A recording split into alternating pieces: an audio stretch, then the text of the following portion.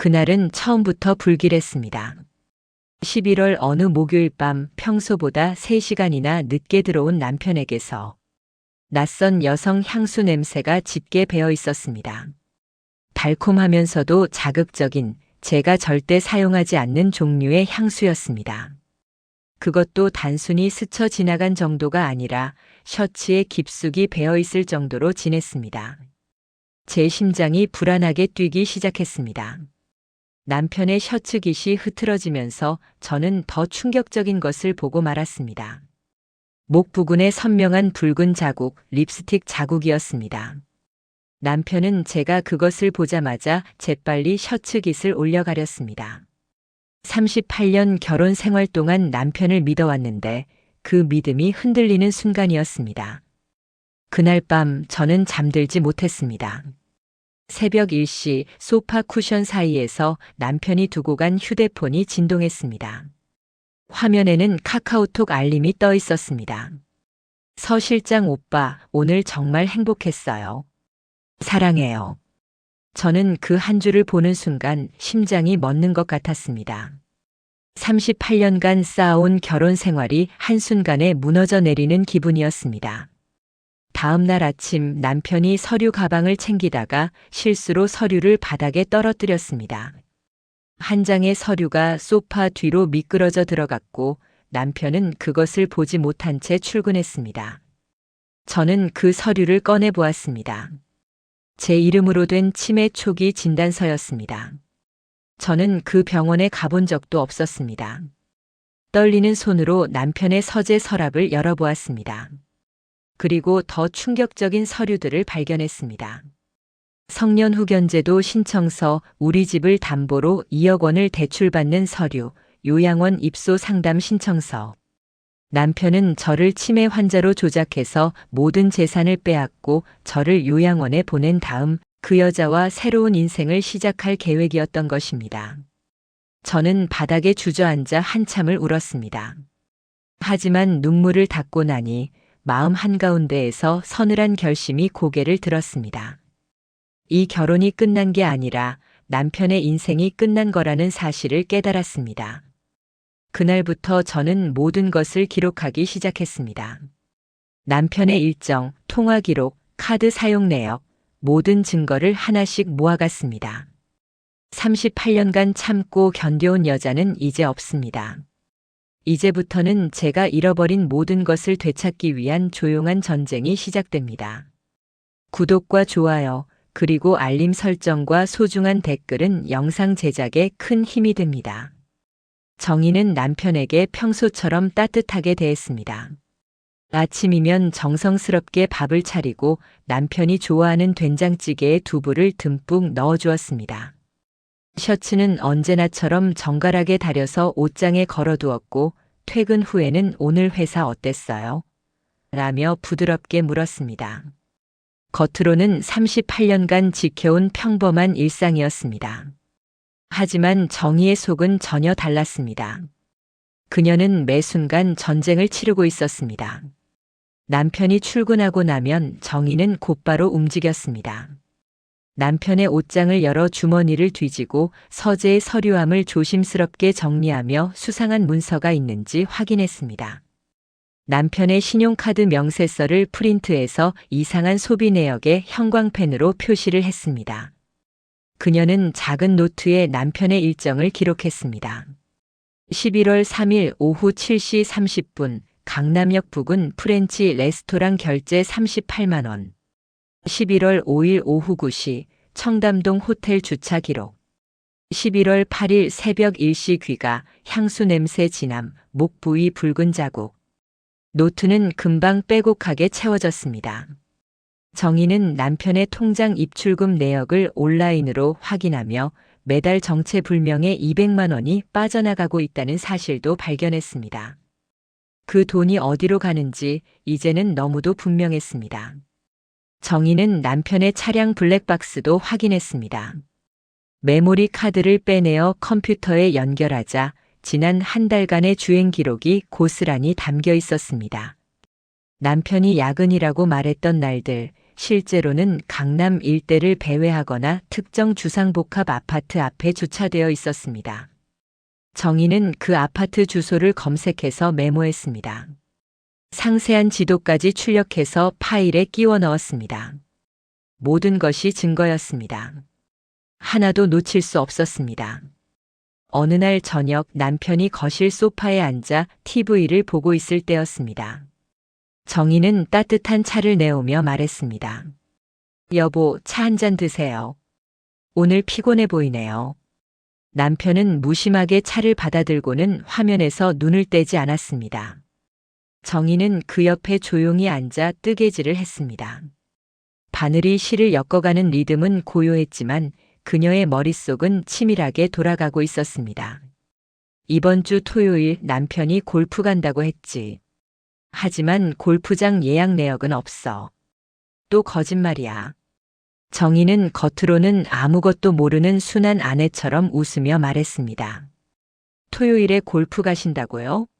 날씨 좋을 것 같은데 좋겠네요. 남편은 고개를 끄덕였습니다. 응, 오랜만에 후배들이랑 가기로 했어. 정희는 더 이상 묻지 않았습니다.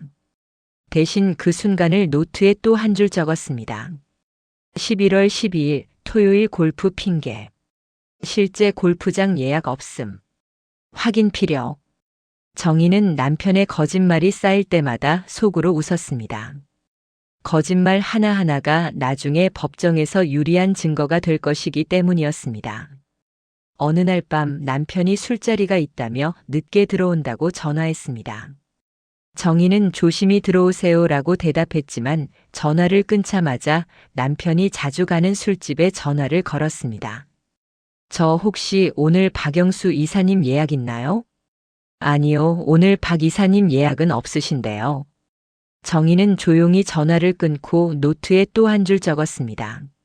11월 15일 술자리 핑계. 실제 술집 예약 없음. 남편은 여전히 정희를 말없이 참는 아내라고 착각했습니다. 38년간 그래왔으니 앞으로도 그럴 거라고 믿었습니다. 하지만 그는 몰랐습니다. 정희가 이미 모든 것을 알고 있다는 것을, 그리고 반격을 준비하고 있다는 것을 말입니다. 정희는 밤마다 남편이 잠든 후 거실에 홀로 앉아 수집한 증거들을 정리했습니다. 사진, 영수증, 문자 메시지, 통화 기록, 위치 정보까지. 모든 것이 시간 순서대로 깔끔하게 정리되어 있었습니다. 그녀는 변호사 상담도 받기 시작했습니다. 남편 몰래 법률사무소를 방문해서 이혼 소송 절차, 재산 분할, 위자료 청구 방법까지 꼼꼼히 물었습니다. 증거가 많을수록 유리합니다. 특히 외도 증거와 재산 은닉 증거가 있으면 재판에서 압도적으로 이길 수 있어요. 변호사의 말을 듣고 정희는 더욱 철저하게 움직였습니다. 밤이 깊어지고 남편이 먼저 잠자리에 들었습니다. 정희는 거실에 홀로 남아 노트를 펼쳤습니다. 빼곡히 적힌 기록들을 천천히 읽으며 그녀는 차갑게 미소 지었습니다. 조금만 더 기다려. 모든 걸 다 모은 다음에 당신이 무너지는 걸 두 눈으로 똑똑히 볼 거야. 정희는 노트를 덮고 조용히 방으로 향했습니다. 그녀의 발걸음은 고요했지만 그 속에는 무시무시한 결의가 담겨 있었습니다. 정희는 남편의 휴대폰에 저장된 이름 서 실장이 누구인지 알아내기로 했습니다.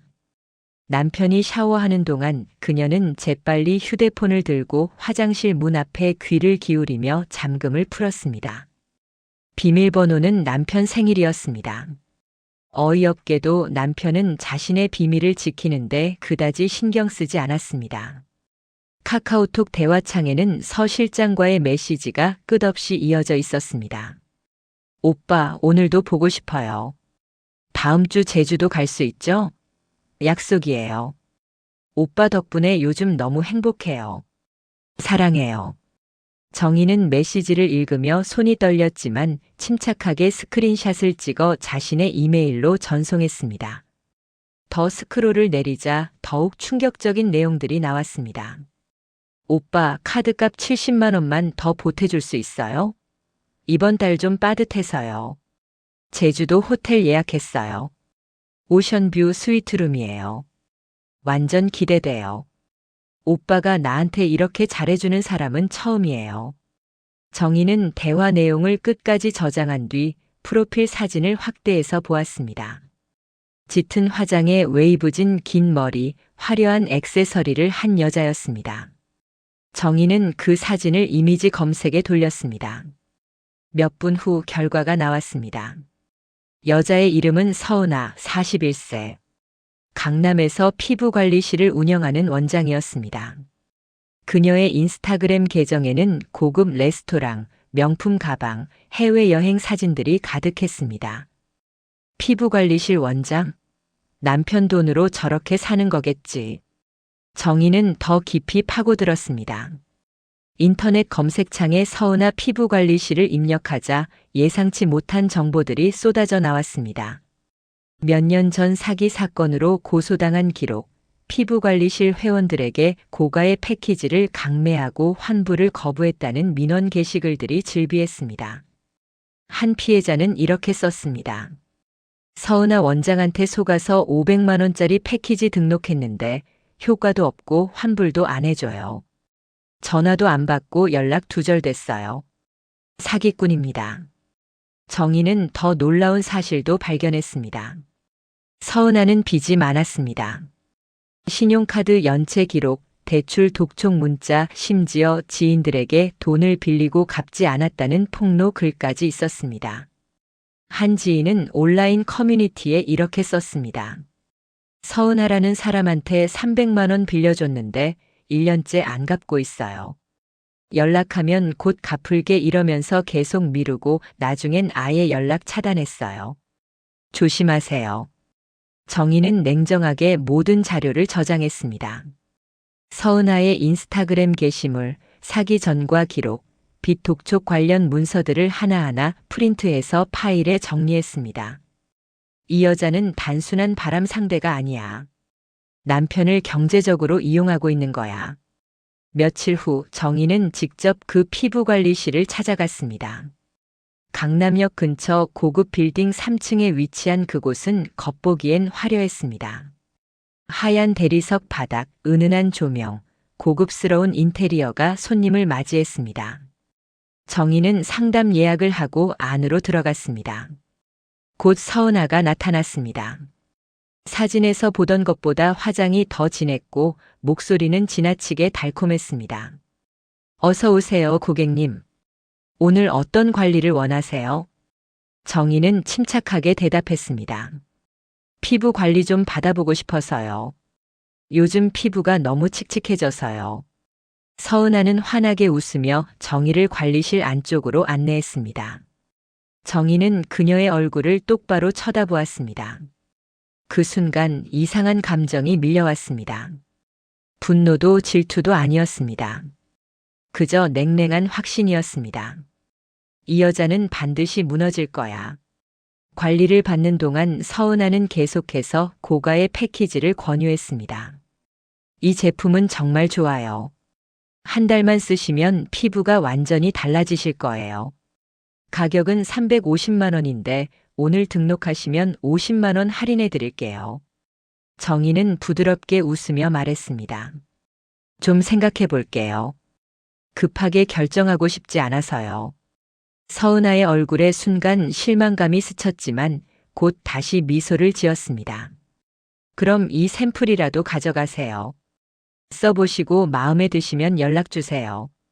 정희는 샘플을 받으며 서은아의 손을 유심히 봤습니다. 손가락에는 비싼 반지가 여러 개 끼워져 있었습니다. 그중 하나는 정희가 인터넷으로 확인했던 명품 브랜드였습니다. 가격이 700만 원이 넘는 제품이었습니다. 남편 돈으로 산 거겠지. 관리를 마치고 나오면서 정희는 마지막으로 물었습니다.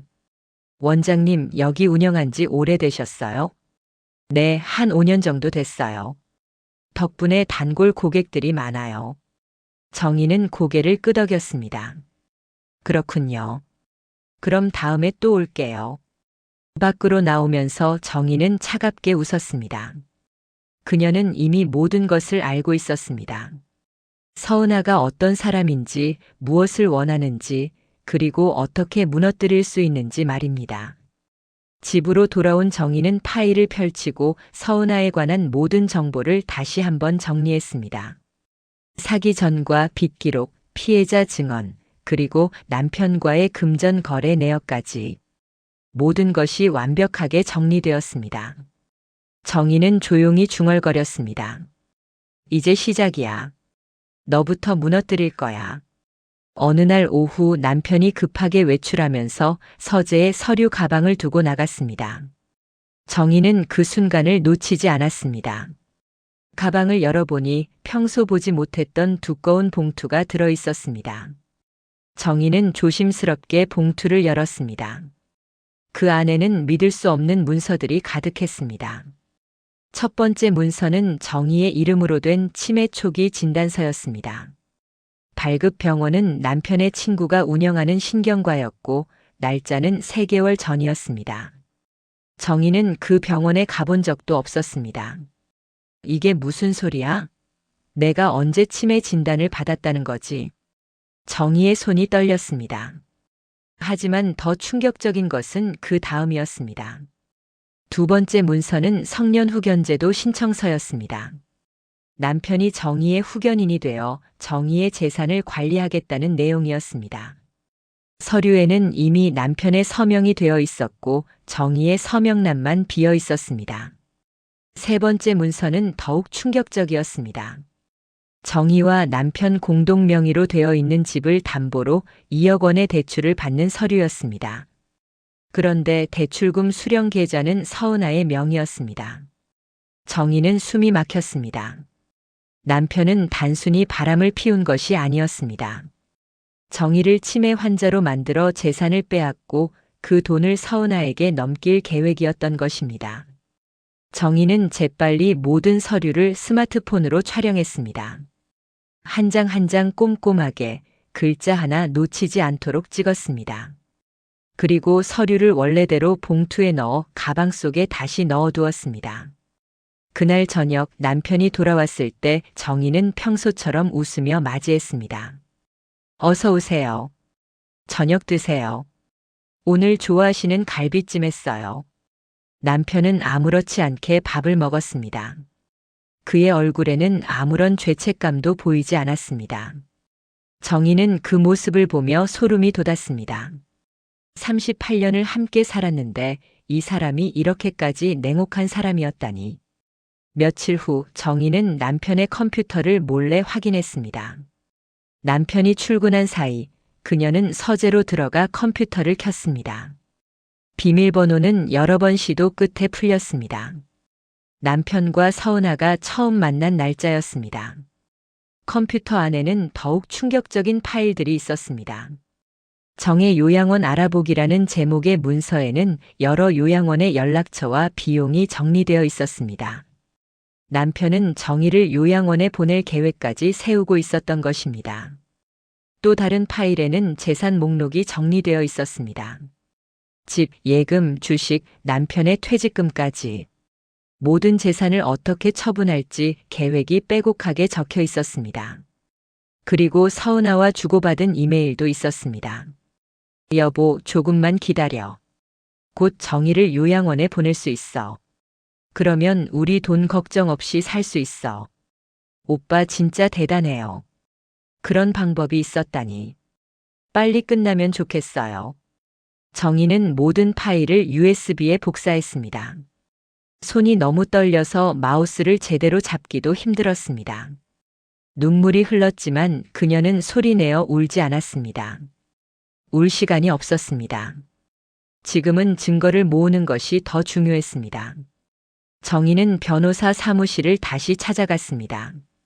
수집한 모든 증거를 보여주며 상황을 설명했습니다.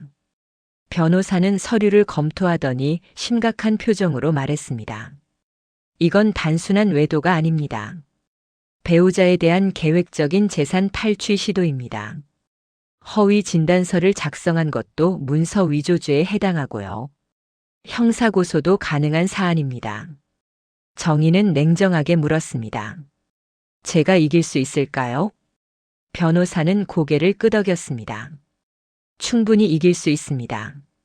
증거가 너무 완벽해요. 재산 분할도 유리하게 받을 수 있고 위자료도 상당히 받아낼 수 있을 겁니다. 정희는 깊게 숨을 들이쉬었습니다. 그럼 준비해 주세요. 소송 진행하겠습니다. 그날 밤 정희는 집으로 돌아와 거실에 홀로 앉았습니다. 그녀는 지난 38년의 결혼 생활을 떠올렸습니다. 아이를 낳고 키우며 남편의 뒷바라지를 하며 가정을 지키기 위해 자신을 희생했던 모든 순간들이 주마등처럼 스쳐 지나갔습니다. 그리고 깨달았습니다.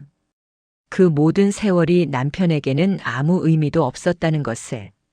남편은 언제든 자신을 버릴 준비가 되어 있었다는 것을 말입니다. 정희는 눈물을 닦고 일어섰습니다. 이제 더 이상 과거를 돌아볼 시간이 없었습니다. 앞으로 나아가야 했습니다. 이제 끝이야. 당신이 계획한 모든 것, 내가 무너뜨릴 거야.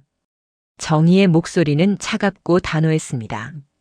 정희는 본격적으로 증거 수집을 확대했습니다. 그녀는 집 안 곳곳에 소형 카메라를 설치했습니다. 거실 책장 사이, 현관 신발장 위, 심지어 침실 옷장 안쪽까지. 모두 남편이 눈치채지 못할 만한 곳이었습니다. 카메라는 24시간 작동했고 정희는 매일 녹화된 영상을 확인했습니다. 남편이 서은아와 통화하는 모습, 서류를 확인하며 음흉하게 웃는 모습, 모든 것이 고스란히 담겼습니다. 어느 날 저녁 결정적인 장면이 포착되었습니다. 남편이 집에 서은아를 몰래 데려온 것입니다. 정희가 친정에 간다고 미리 알려둔 날이었습니다. 하지만 정희는 집에 가지 않고 근처 카페에서 실시간 CCTV를 모니터링하고 있었습니다. 화면 속에서 남편과 서은아는 거실 소파에 나란히 앉아 있었습니다. 남편은 두꺼운 돈 봉투를 서은아에게 건넸습니다. 이번 달 카드값이랑 관리실 월세야. 조금만 더 참아. 곧 집 넘기면 우리 완전히 새 출발할 수 있어. 서은아가 봉투를 받으며 환하게 웃었습니다. 오빠 정말 최고예요. 그 여자는 요양원 보낼 수 있어요? 남편이 고개를 끄덕였습니다. 당연하지. 치매 진단서도 다 준비했고 성년 후 견제도 신청만 하면 돼. 정희는 아무것도 모르고 있어. 멍청하게 그냥 시키는 대로 하더라고. 두 사람은 소리내어 웃었습니다. 정희는 그 웃음소리를 들으며 온몸이 얼어붙는 것 같았습니다. 하지만 동시에 마음 깊은 곳에서 차가운 분노가 타오르기 시작했습니다. 좋아. 이제 결정적인 증거를 얻었어. 정희는 그 영상을 USB에 저장하고 추가로 클라우드에도 백업했습니다. 절대 잃어버릴 수 없는 증거였습니다. 며칠 후 정희는 남편의 회사 동료들과 골프 모임 사람들에게 익명으로 이메일을 보내기 시작했습니다. 내용은 간단했습니다. 박영수 이사의 불륜 사실을 알려드립니다. 그리고 남편과 서은아의 사진, 호텔 출입 사진, 돈을 주고받는 영상 일부를 첨부했습니다. 처음에는 조용했습니다. 하지만 며칠 후부터 남편의 분위기가 이상해지기 시작했습니다. 퇴근 후 집에 들어올 때마다 표정이 어두워졌고 휴대폰을 보며 짜증을 냈습니다. 어느 날 저녁 남편이 폭발했습니다. 도대체 누가 이런 짓을 한 거야? 남편은 휴대폰을 탁자에 내던지며 소리쳤습니다. 정희는 놀란 척하며 물었습니다. 무슨 일이에요? 왜 그래요? 아무것도 아니야. 회사에서 이상한 소문이 돌고 있어. 정희는 침착하게 대답했습니다. 무슨 소문인데요? 괜찮으세요? 남편은 대답하지 않고 방으로 들어가 버렸습니다. 정희는 그 모습을 보며 조용히 미소 지었습니다. 이제 시작일 뿐이야. 정희는 다음 단계를 준비했습니다. 남편의 비자금 계좌를 국세청에 신고한 것입니다. 남편은 회사에서 받은 성과급 일부를 비밀 계좌에 숨겨두고 있었는데 정희는 그 계좌의 존재를 이미 파악하고 있었습니다. 신고 후 일주일 만에 남편은 세무조사를 받게 되었습니다. 회사에서도 문제가 되어 남편은 상당한 금액의 세금을 추징당했고 회사 내 평판도 크게 추락했습니다. 남편은 집에서 술을 마시며 괴로워했습니다. 도대체 누가 나한테 이러는 거야? 대체 누가? 정희는 옆에서 조용히 차를 마시며 말했습니다. 억울하시면 찾아보시는 게 어때요? 남편은 정희를 힐끗 쳐다보더니 다시 술잔을 들이켰습니다. 정희는 그날 밤 다시 거실에 홀로 앉아 노트를 펼쳤습니다. 그녀는 다음 단계 계획을 적어 내려갔습니다. 1단계 회사에 소문 퍼뜨리기 마이너스 완료.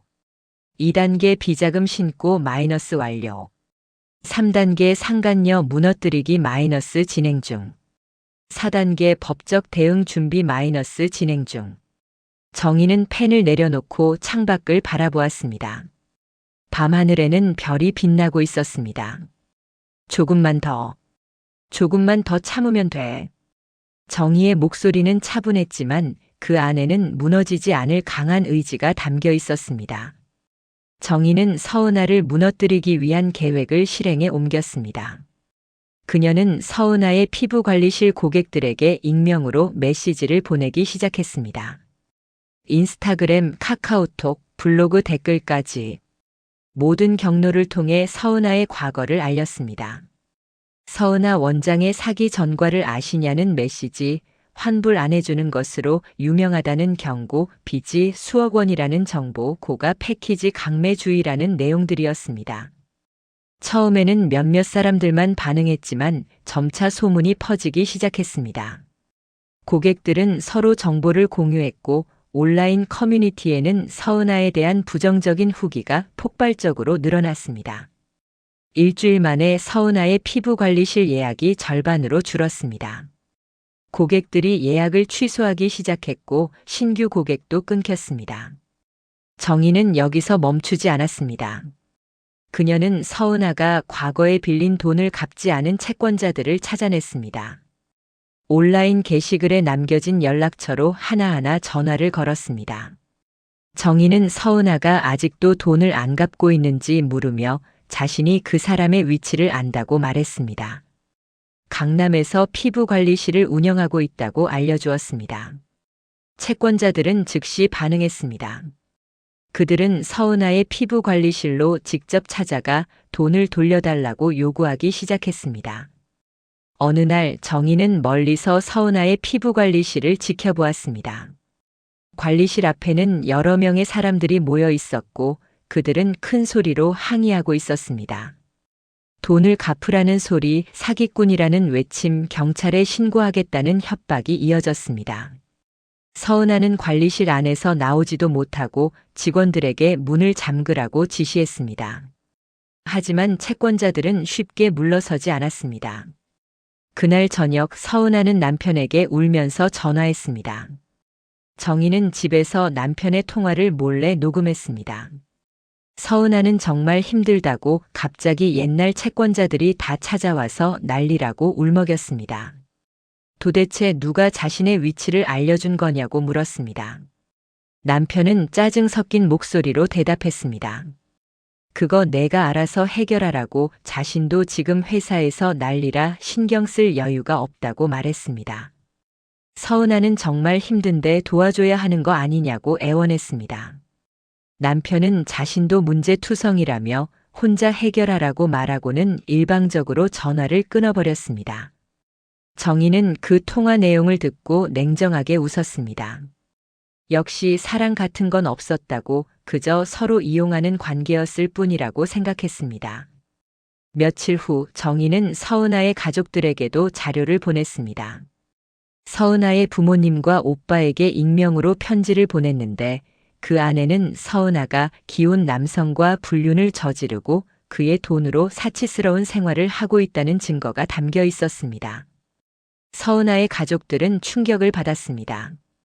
특히 서은아의 어머니는 직접 피부관리실로 찾아와 딸을 꾸짖었습니다. 서은아의 어머니는 딸이 남의 남편 돈으로 그렇게 돈을 쓸 수 있었던 거냐며 미쳤다고 소리쳤습니다. 우리 집안 망신시킨다며 당장 그 남자랑 관계를 끊으라고 명령했습니다. 서은아는 어머니 앞에서 울음을 터뜨렸지만 어머니는 차갑게 돌아섰습니다. 정희는 이 모든 과정을 지켜보며 만족스러운 미소를 지었습니다. 서은아의 삶이 하나씩 무너지고 있었습니다. 사업도 평판도 가족 관계도 모두 무너지고 있었습니다. 하지만 정희는 여기서 멈추지 않았습니다. 그녀는 서은아의 피부관리실이 무허가로 의료 행위를 했다는 사실도 보건소에 신고했습니다. 서은아는 의사 면허 없이 레이저 시술을 하고 있었던 것입니다. 보건소 조사가 시작되었고 서은아의 피부관리실은 영업 정지 처분을 받았습니다. 서은아는 완전히 무너졌습니다. 그녀는 다시 남편에게 전화했지만 남편은 전화를 받지 않았습니다. 서은아가 문자를 보내도 남편은 읽기만 하고 답장하지 않았습니다. 정희는 그 모습을 보며 생각했습니다. 이렇게 쉽게 무너지는 관계였다고. 돈이 끊기면 사랑도 끝나는 거라고 말입니다. 서은아는 결국 피부관리실 문을 닫고 빚에 쪼들리며 도망치듯 다른 지역으로 떠났습니다. 정희는 그 소식을 듣고 노트에 한 줄 적었습니다. 5단계 완료, 상간녀 붕괴 성공이라고 적었습니다. 서은아가 무너진 후 정희는 본격적으로 남편을 겨냥하기 시작했습니다. 그녀는 남편이 가장 아끼는 것들부터 무너뜨리기로 했습니다. 첫 번째는 남편의 사회적 평판이었습니다. 정희는 남편의 회사 상사에게 익명으로 제보 이메일을 보냈습니다. 이메일에는 남편의 불륜 증거, 비자금 조성 내역, 그리고 회사 경비를 사적으로 사용한 기록이 첨부되어 있었습니다. 남편은 회사 내부에서 조사를 받기 시작했습니다. 격리팀에서 남편의 법인카드 사용 내역을 전수조사했고 수상한 지출이 여러 건 발견되었습니다. 회사 조사팀은 남편에게 호텔 숙박비가 무슨 용도였는지 물었습니다. 남편은 거래처 접대였다고 답했습니다. 하지만 조사팀은 거래처 직원 명단에는 해당 날짜의 접대 기록이 없다고 지적했습니다. 남편은 말문이 막혔습니다. 변명할 방법이 없었습니다. 결국 남편은 징계위원회에 회부되었고 승진은 취소되었습니다. 뿐만 아니라 부당하게 사용한 회사 경비를 모두 반환하라는 명령도 받았습니다. 남편은 집에 돌아와 술을 마시며 괴로워했습니다. 도대체 누가 이러는 거냐고 고함쳤습니다. 정희는 옆에서 차분하게 말했습니다. 그러게요, 누가 그러는 걸까요? 남편은 정희를 의심스럽게 쳐다보았습니다. 하지만 정희의 얼굴은 너무나 평온했습니다. 38년간 순종적으로 살아온 아내가 이런 일을 꾸밀 리 없다고 남편은 생각했습니다. 정희는 두 번째 공격을 준비했습니다. 남편의 골프 모임에 자료를 유포한 것입니다. 남편은 매주 토요일마다 골프 모임에 나갔습니다. 그곳은 남편이 가장 편하게 여기는 공간이었고 사회적 인맥을 쌓는 중요한 장소였습니다.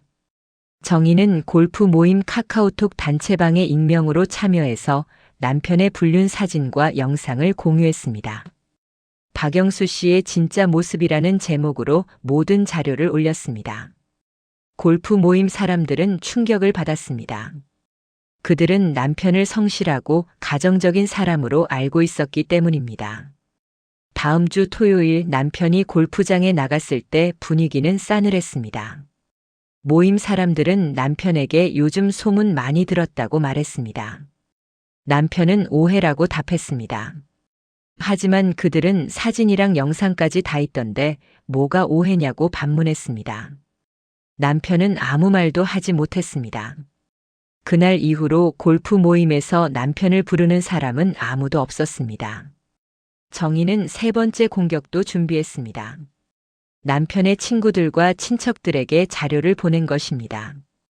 남편의 대학 동기들, 고향 친구들, 심지어 친척들에게까지 익명으로 편지와 이메일을 보냈습니다. 내용은 간단했습니다.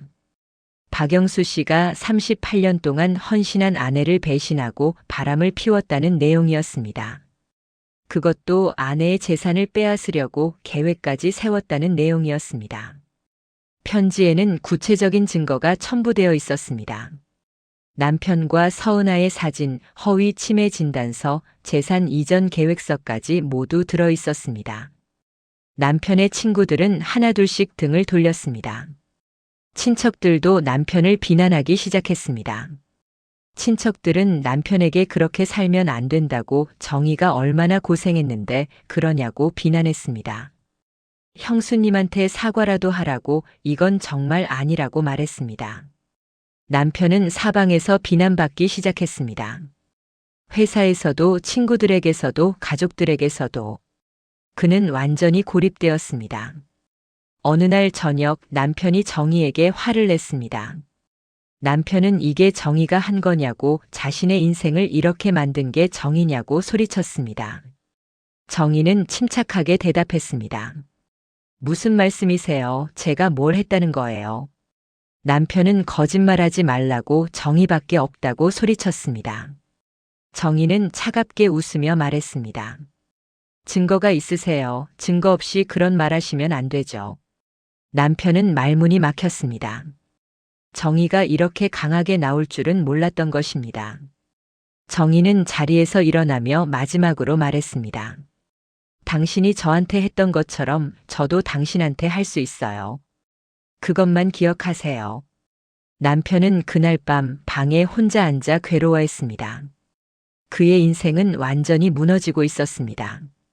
정희는 거실에서 노트를 펼치고 조용히 적었습니다. 6단계 완료, 남편 사회적 기반 붕괴라고 적었습니다. 정희는 드디어 이혼 소송을 제기했습니다. 남편은 소송 서류를 받아들고 경악했습니다. 그는 정희가 결코 이혼을 요구하지 않을 거라고 믿었습니다. 38년간 그래왔으니까요. 남편은 당황하며 정희에게 다시 이야기해보자고 했지만 정희는 냉정하게 거절했습니다. 이미 변호사를 선임했고 모든 준비가 끝났다고 말했습니다. 재판 준비가 시작되었습니다. 정희의 변호사는 그동안 수집한 모든 증거를 정리했습니다. 외도 증거로는 사진, 영상, 문자 메시지, 통화 기록이 있었습니다. 재산 탈취 계획으로는 허위 치매 진단서, 성년 후견제도 신청서, 대출 서류가 있었습니다. 금전 거래로는 서은아에게 준 돈 봉투 영상과 계좌 이체 내역이 있었습니다. 비자금 조성으로는 숨겨둔 계좌와 탈세 기록이 있었습니다. 증거는 압도적이었습니다.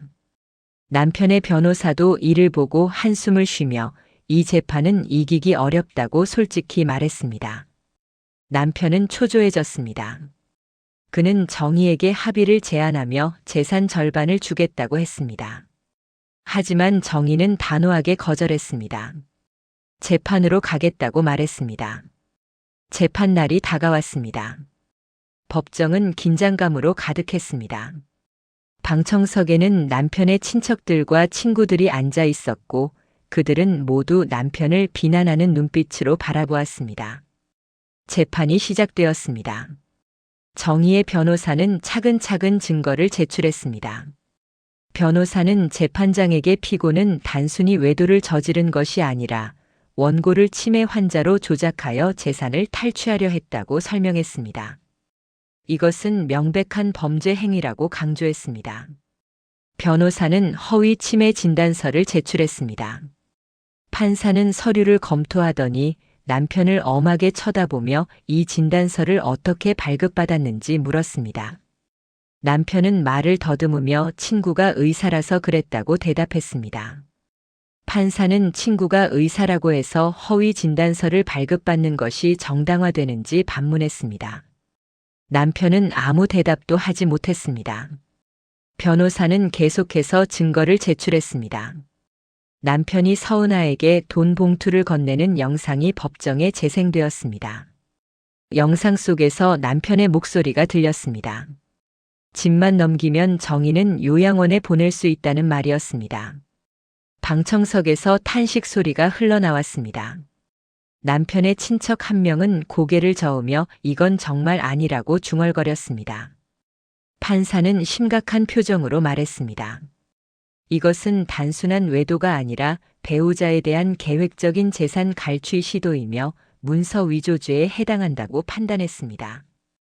피고의 행위는 매우 악질적이라고 지적했습니다. 남편의 변호사는 변론을 시도했습니다. 피고가 일시적인 판단 착오로 그랬다고 말하려 했지만 판사는 손을 들어 변호사의 말을 끊었습니다. 판사는 이것은 일시적인 판단 착오가 아니라 수개월에 걸쳐 계획된 범죄라고 단언했습니다. 재판은 정의에게 압도적으로 유리하게 진행되었습니다. 남편 측에서는 변론할 여지가 거의 없었습니다. 모든 증거가 너무나 명확했기 때문입니다. 증인 신문도 진행되었습니다. 남편의 회사 동료가 증인으로 나와 남편이 회사 경비를 사적으로 사용한 사실을 증언했습니다. 서은아의 피부관리실 직원도 나와 남편이 자주 방문했고 서은아에게 고가의 선물을 했다고 증언했습니다. 심지어 허위 진단서를 작성한 의사도 소환되었습니다. 그는 남편의 부탁으로 진단서를 작성했다고 인정하며 깊이 반성한다고 말했습니다. 그 의사는 의사 면허 정지 처분을 받게 될 것이라는 사실도 밝혀졌습니다. 마지막 변론이 끝나고 판사는 잠시 생각에 잠겼습니다. 법정은 숨막히는 침묵에 휩싸였습니다. 그리고 판사는 판결을 선고했습니다. 판사는 피고가 원고에게 위자료 3억 원을 지급하고 재산은 원고가 70%, 피고가 30%로 분할한다고 선고했습니다. 또한 피고의 연금 수령액 중 50%를 원고에게 지급하도록 명령했습니다. 방청석에서 안도의 한숨이 흘러나왔습니다. 남편은 법정에서 완전히 무너졌습니다. 그는 자리에서 비틀거리며 일어나더니 정혜 쪽으로 다가갔습니다. 남편은 정혜 앞에 무릎을 꿇었습니다. 용서해달라고 자신이 미쳤었다고 다시 시작하자고 애원했습니다. 그의 목소리는 떨렸고 눈에는 눈물이 고여 있었습니다. 하지만 정희의 표정은 전혀 변하지 않았습니다. 정희는 차갑게 말했습니다. 이미 늦었다고 남편이 자신을 버리기로 결정했을 때 이 결혼은 끝난 거라고 말했습니다. 정희는 남편을 뒤로 하고 법정을 나섰습니다. 그녀의 걸음걸이는 당당했습니다. 38년 만에 처음으로 자신의 길을 걷는 기분이었습니다. 밖에서 기다리던 변호사가 정희에게 말했습니다. 축하한다고 완벽한 승리라고 말했습니다. 정희는 고개를 끄덕이며 조용히 대답했습니다. 감사하다고 이제 새로운 인생을 시작할 수 있을 것 같다고 말했습니다. 그날 저녁 정희는 혼자 조용한 카페에 앉았습니다. 창밖으로 보이는 석양은 아름다웠습니다. 정희는 따뜻한 차를 마시며 지난 시간들을 돌아보았습니다. 배신당했던 그날의 충격, 증거를 모으던 긴장된 날들, 남편과 서은아가 무너지는 것을 지켜보던 순간들, 그리고 오늘 재판에서의 승리. 모든 것이 끝났습니다. 정희는 창밖을 바라보며 조용히 미소 지었습니다. 38년의 결혼이 끝나고 이제 새로운 시작이 기다리고 있었습니다. 이혼이 확정된 날, 저는 법원 계단을 내려오며 하늘을 올려다보았습니다. 맑고 푸른 하늘이 제 눈앞에 펼쳐져 있었습니다. 마음 깊은 곳에서 처음으로 해방감을 느꼈습니다. 집과 예금 그리고 남편 연금의 절반은 제게 돌아왔습니다. 위자료 3억 원도 받았습니다. 38년간 제가 희생한 것에 비하면 적은 금액이었지만 그것이 중요한 게 아니었습니다. 중요한 건 제가 이겼다는 사실이었습니다. 남편과 서은아는 각자의 방식으로 완전히 무너져 있었습니다. 남편은 회사에서 해고되었고 친구들과 가족들에게도 버림받았습니다. 빚만 남은 채 혼자 작은 원룸에서 살고 있다고 들었습니다. 서은아는 피부관리실 문을 닫고 빚에 쪼들리며 도망치듯 다른 지역으로 떠났습니다. 더 이상 화려한 인스타그램 게시물도 없었습니다. 며칠 후 서은아에게서 문자가 왔습니다. 정말 죄송하다고, 자신도 몰랐다고, 박 이사님이 독신이라고 했다고, 자신도 속은 거라고 용서해달라는 내용이었습니다. 저는 그 문자를 읽고 한참을 생각했습니다. 용서? 그녀가 진심으로 반성하고 있는 걸까요? 아니면 그저 자신의 처지가 비참해져서 동정을 구하는 걸까요? 어쨌든 저는 더 이상 그녀에게 감정을 쏟고 싶지 않았습니다. 저는 단 한 줄만 답했습니다. 이제라도 알았으면 됐네요. 그리고 그녀의 번호를 차단했습니다. 휴대폰을 끄고 저는 따뜻한 차를 한 모금 마셨습니다. 제가 좋아하는 캐모마일 차였습니다. 남편은 평생 제가 무슨 차를 좋아하는지도 몰랐습니다. 저는 이제 더 이상 누구의 아내도 아니고 누구의 희생도 아닙니다. 저는 새 아파트로 이사했습니다. 한강이 보이는 작은 아파트였습니다. 제 취향대로 인테리어를 꾸미고 제가 좋아하는 그림을 벽에 걸었습니다. 아침이면 창문을 열고 햇살을 맞으며 커피를 마셨습니다. 오후에는 오랫동안 미뤄뒀던 책을 읽었습니다. 저녁에는 친구들과 만나 와인을 마시며 수다를 떨었습니다. 38년 만에 처음으로 저는 제 인생을 살기 시작했습니다. 어느 날 딸아이가 새 집을 방문했습니다.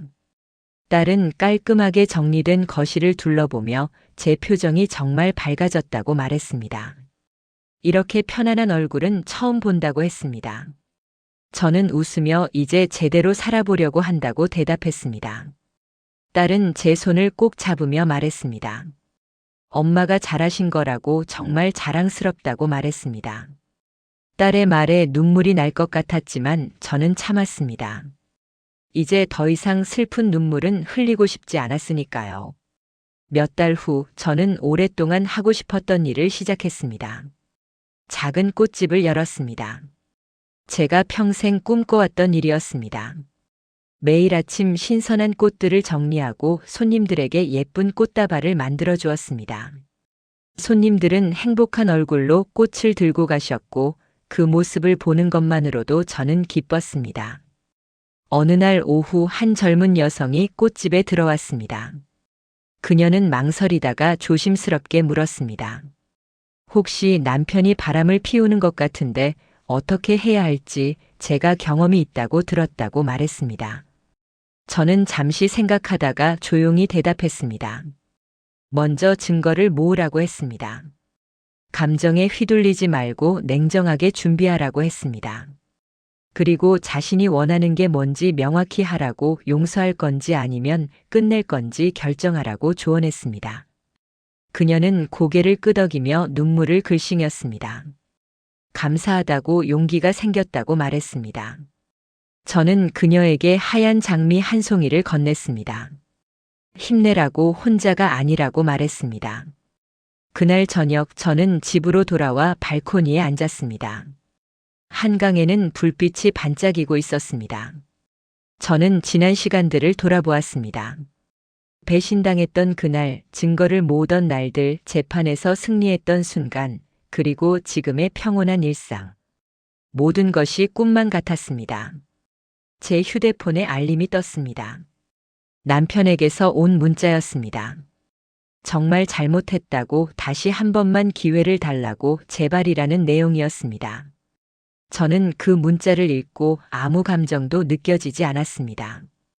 분노도 슬픔도 동정도 없었습니다. 그저 무덤덤했습니다. 저는 답장하지 않았습니다. 그리고 그 번호도 차단했습니다. 더 이상 과거는 중요하지 않았습니다. 저는 창밖을 바라보며 조용히 중얼거렸습니다. 이제 진짜 내 인생이야. 그날 밤 저는 처음으로 깊고 편안한 잠에 빠져들었습니다. 악몽도 불안도 없는 평화로운 잠이었습니다. 38년의 결혼이 끝나고 새로운 인생이 시작되었습니다. 그리고 저는 마침내 행복했습니다.